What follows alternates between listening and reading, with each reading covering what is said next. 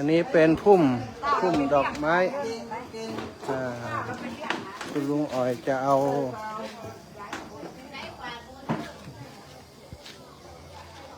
ไปไหว้ตีโต๊ะหมู่บูชา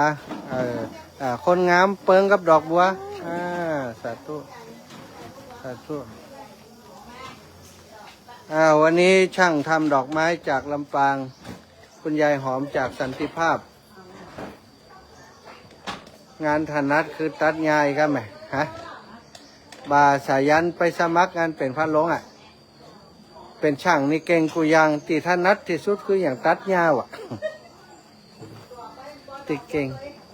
งที่สุดคือตัดหญ้าสุดยอดอีแม่ฮะเป็นยิ้มฮือก็ฮะ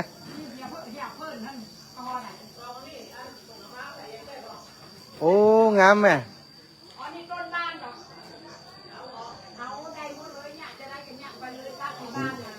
อ๋อต้นบานใช้ใจการแม่งามแต่กะ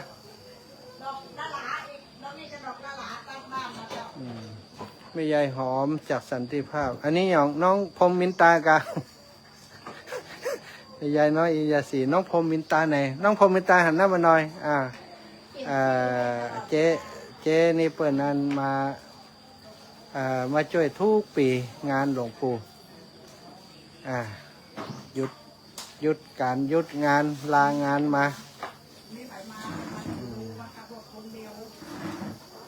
อันนี้ลงทุนเองหมดเนอะดอกไม้ก็แม่นไอ้ยังก็แม่นคนใจบุญอันนี้เจ้าภาพเก้าแม่โคเนาะไม่ยากคำไม่ยากคำผู้กว้างขวาง8 จังหวัดภาคเหนือหูจักหมดไปไหนใครจำหูจักยายคำทุกวงการตำรวจทหารและก็ตู้เจ้าวงเล็บแม่เทียมจันทร์คนเที่ยงอันนี้ก็ฝีมือจัดทำดอกไม้ทำพานทำใบสีปักชามเก่งมากวันนี้ก็ถือว่าเป็นดีมทีมเนี่ยมาช่วยงานกันทางนี้ช่างดอกไม้จากเวียงป่าเป้าเปิ่นคาดกับคนงามๆมาวันนี้ดอก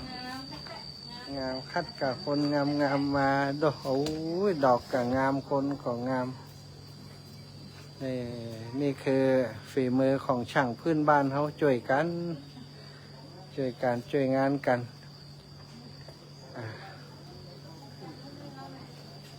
ทุกเจ้าลำปางแขนกำดีเนี่ยเพื่อจะนั่นลำเลียแขนยกค้อนเพราะมันขึ้นแขนข้างซ้ายข้างขวามดแหงมันเจ็บมาหลายวันแล้วไอ้แม่ช่วยกันจัดดอกไม้เนาะเดี๋ยวก็จะเอาไปใส่บนจุดหลายจุดที่เปิ่นจะมามุทิตาหลวงปู่ตัวแล้วก็ติโต๊ะหมู่บูชาตั้งบนแล้วก็ชุดรับแขกโต๊ะรับแขกต่างๆด้วยช่วยกัน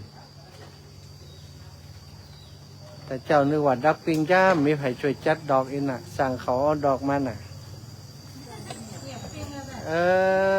เปิ่นอยู่ในวิหารกันมุระ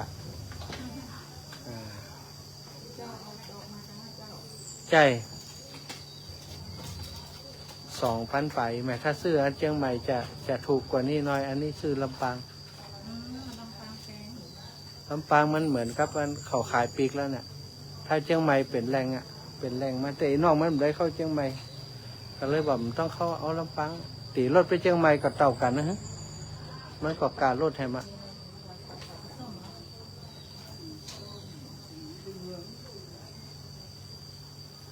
อายุวัฒนะมงคลหลวงปู่พระครูปฏิพันธ์ธรรมทินครบรอบ78 ปีอีเมลได้ก็วันนั้น78 ไปเจนฮะเอา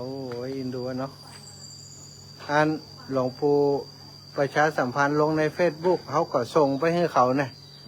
ก็ส่งเป็นว่าเป็นส่งแต่วัน16เจ้าพอดีอ่ะเขาก็ว่าเขาส่งไปให้เอกอ่ะนะขอบคุณนะทุกปีหยังขอบคุณหยังอันนั้นนะกะไอ้เขาว่าอันนั้นหยังอันนั้นเนี่ยได้น้อยเข้าใจเลยได้น้อยอีกอย่างเกี่ยวอย่างก็พี่ทรงวันเกิดหลวงปู่มันนะกะ8778คนมันจังจะเอาอ่ะเนาะแล้วก็ปรากฏว่าพ่อสอเกิดเป็นก็ออกด้วยนะของหลวงปู่อ่ะพ่อสอเกิดออกอ่ะ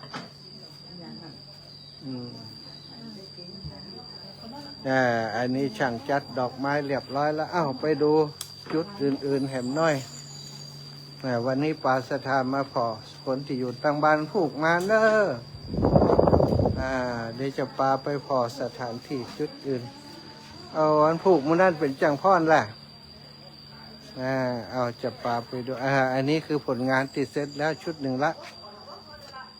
งดงามไปดูซุ้มไปดูจุดที่ทำเสร็จไปแล้วเนาะตรงนี้ก็ผ้าคงบัดตันเปลี่ยนละนี่ก็คือพานดอกไม้แบบธรรมชาตินะดอกโกศลนี่ก็เป็นกลุ่มคนเฒ่าคนแก่ช่วยกันทำช่วยกันแต่งซุ้มนี้ก็เสร็จแล้วซุ้มนี้ฝีมือของลุงนอมจากลำปางจุดที่จะถ่ายรูป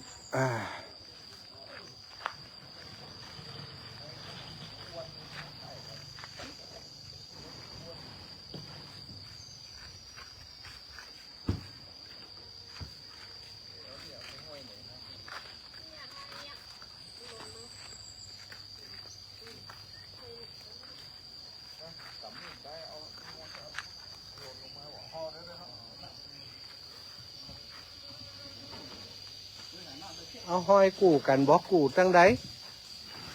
มันมีเปื่อนอยู่นี่อันเนี่ยผมว่าจับกูจ้าสลาก็บอกให้ไว้ว่ะไอ้หยังขอมาได้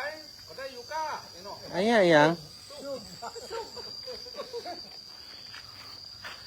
จะเอาใจเอาไว้ไหนไว้ใจนี่กะ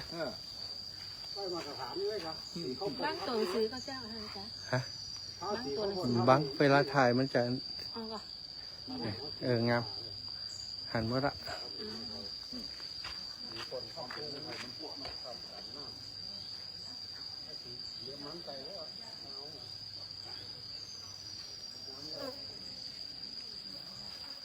กะไล่เดี๋ยวนี้ไปกะไล่เลย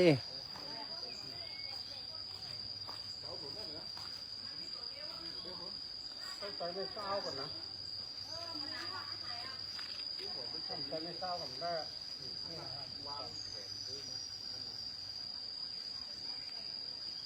เอาห้อยล่ะจะเอาห้อยล่ะไปไม่เศร้าสิพี่น้องไม่เศร้าไม่หนอแต่เจ้าไม่หนอมีไม่เศร้าอย่าง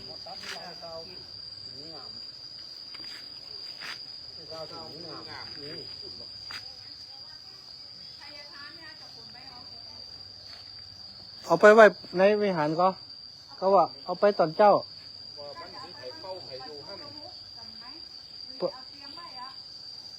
อันมันจะได้ใส่ยอดกันแต่หรอ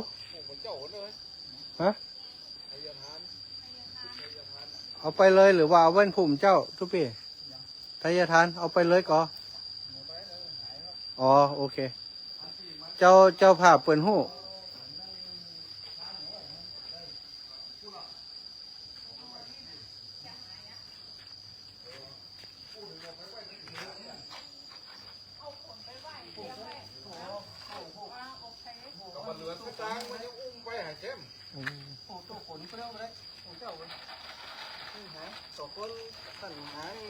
ฮั่นไอ้ยาแต่เขาหุ่นด้วยกันเอาใส่กลางจะได้ไงอันนั้นหายไป5 บาทอย่าง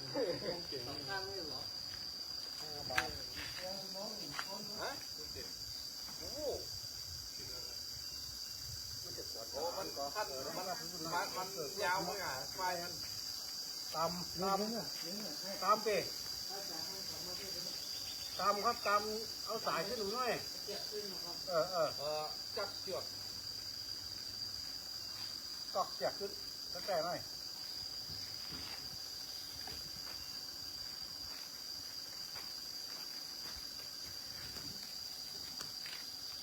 เขาไปเรียกกันให้ฮะกันนะเขาไปเรียกกันให้ฮะกัน ตัวนั้นจะพ่อมีจ้ะ ฮะ พ่อมีจ้ะ พร้อมได้ ที่เราเอาเขายาวแล้วโยนตัดรอเนาะตอนนี้นะทำแล้วโบนั่น ไอ้มูนมูนของมันใช่กะ ออนเกิดการแล้วกัน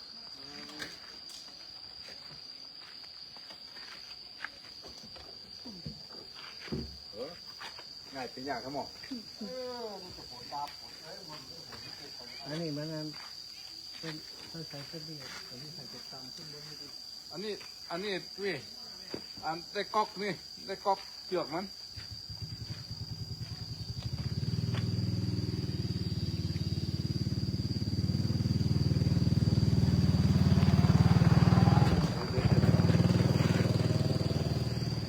ทำเล็กครับ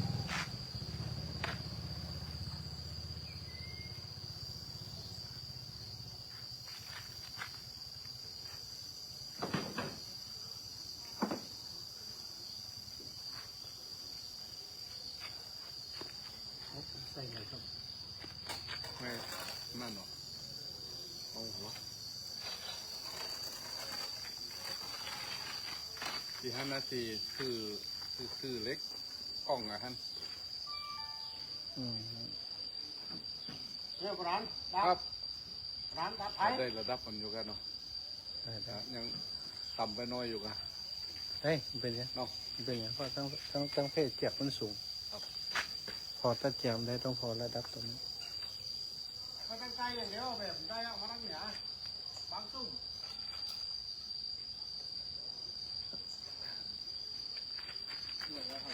ไปเห็นเลยไปเห็นซักซอง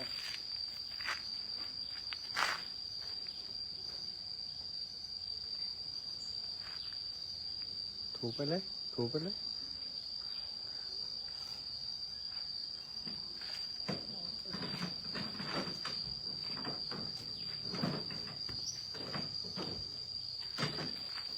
ตึง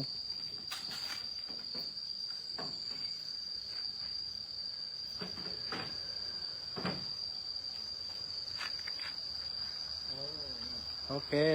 เอาละได้ละงามละนี่อาบน้ำก่อนนะเปิดเด้อ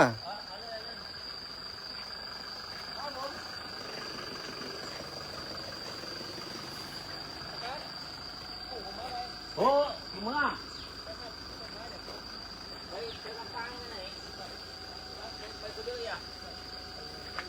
อ้าวเดี๋ยวดูข้างใน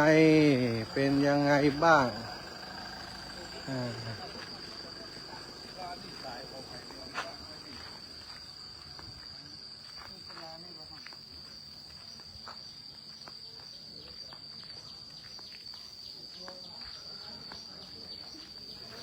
โอเคเนาะเขาหลุดเขาร้อยแล้วเนาะ ครับผมจะไปนัดโต๊ะนอนโต๊ะยาว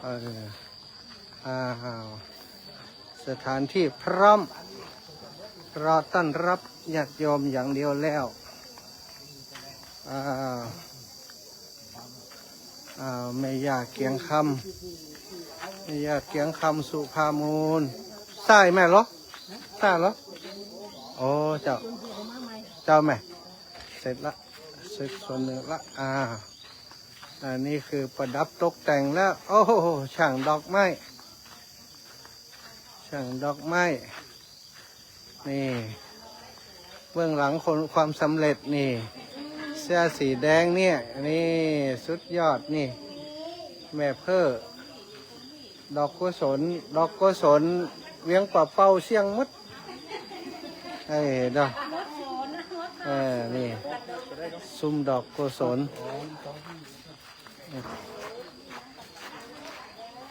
ถ้ามีอันน้ำโคกผสมน้ำจีดมันสดชื่น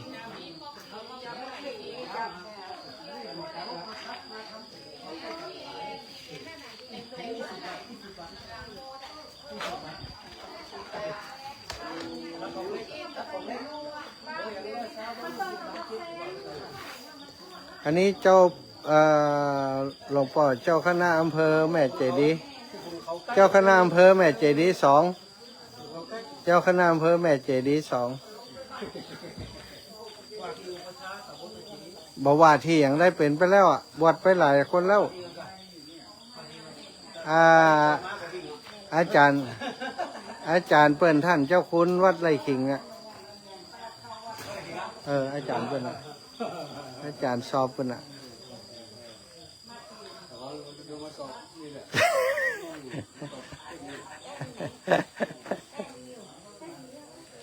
ไม่รู้ด้วยนั่นแหละอ้าวนี่มาแอวเนอะศรัทธาวันผูกนี่วันผูกนี่วันผูกนี่วันผูกนี่นี่เบื้องหลังความสวยงามโยมแม่โยมปี่โยมน้องทั้งหลายได้ช่วยกัน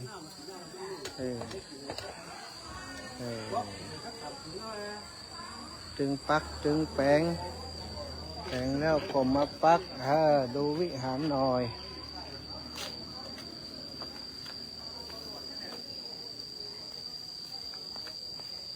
อายุวัฒนะมงคลหลวงปู่พระครูปฏิภาณธรรมทีวันพรุ่งนี้แล้วในวิหาร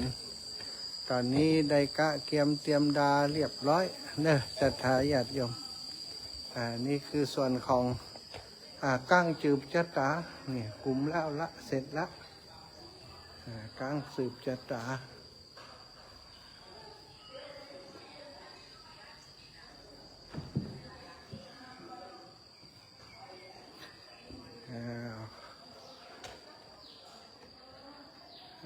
ตรงหน้าพระประธาน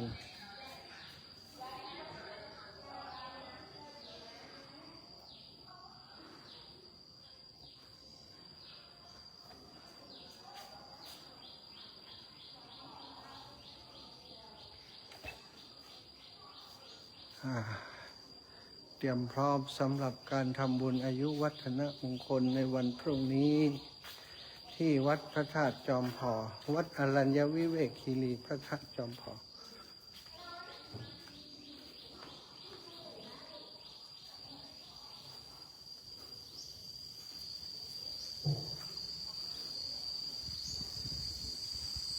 ตามมาชมก่อนพรุ่งนี้ก็มา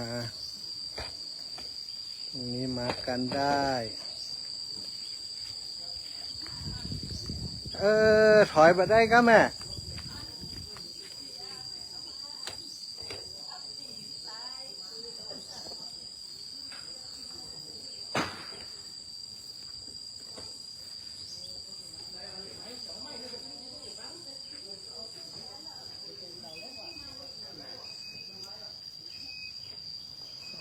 มันเบา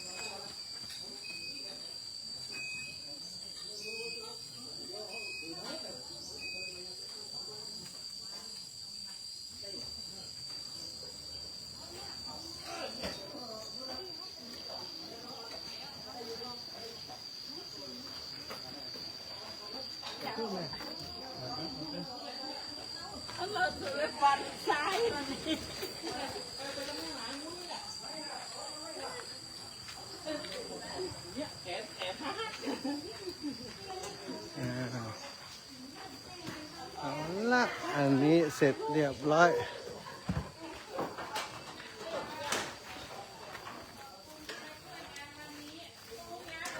งามมันต้องแบะนักก็ได้ถ้าแบะนักมันจะขวางทางเนาะ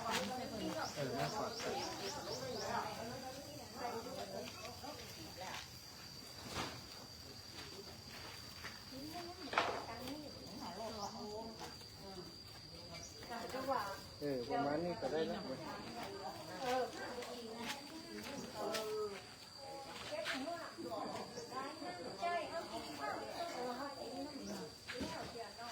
จะได้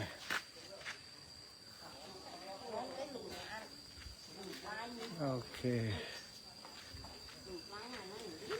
โอ้ถ้ามีคนจังใจนี่ยุ่งเนาะมันตันแล้วเนาะแต่ก็ กันทำเดี๋ยวก็ถึง เนี่ยโอ้ช่วยกันเพี้ยนะ บัดโต๊ะละตัวน้องแกนไฟอึดไว้ละบัดโต๊ะ ไอ้ยะแก่นไฟอ้าวเรียบร้อย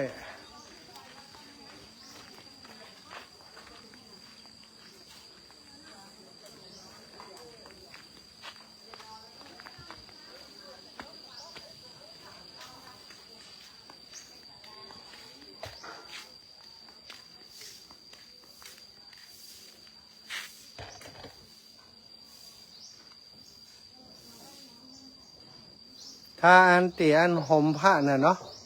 ตุลุงเนาะตีอันผ้าห่มผ้าถ้าเหลือเนาะเอามาใส่อันเป็นชักน่ะ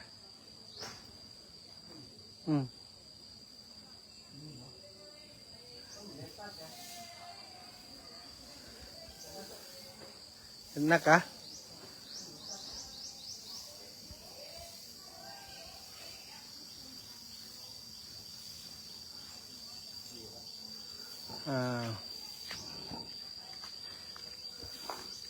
มาดูแผนกห้องครัวพร้อมแล้วยังพร้อมเนี่ยกินอย่างได้พร้อมฮะกินกันนะอ๋อพร้อมจะแยกกินไปไรพร้อมเตรียมพร้อมจะแยกกินวันพุกนี่หมูนี่ก็โยกถังแก๊สโยกอุปกรณ์มาเองหมดนะนี่นะอันนี้จะเลี้ยงหยังขนมโคกเนาะโอ้โอ้ดอก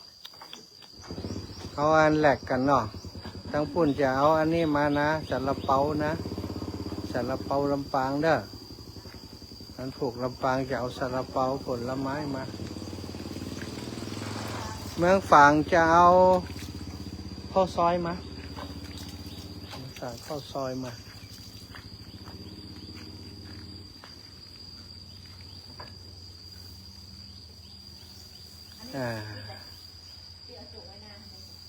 บดไม่ปิดเสร็จ